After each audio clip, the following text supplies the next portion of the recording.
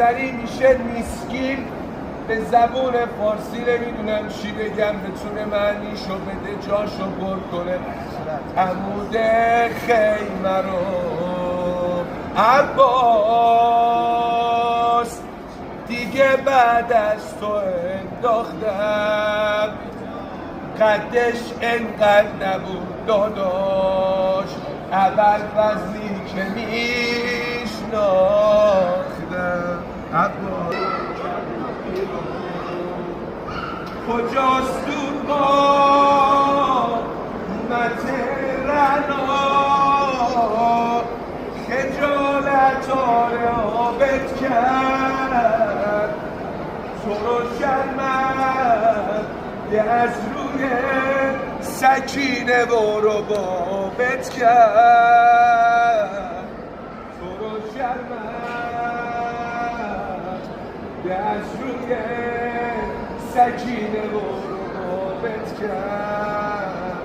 نگو عباس که مشک تو جلو زینب خرابت کرد، نگو عباس که مشک تو جلو زینب خرابت کرد. انای حرم تکیهگاه حرم، برگرد عزیز دلم چشم راه حرم. می اومدم علم و دیدم، دستای قلم و دیدم. عباس قرارمون گودال بود، جا خوردم مادرم و دیدم. با معرفت ترین من برگرد. حسین تا به حال به کسی التماس نکرده، با معرفت ترین من برگرد.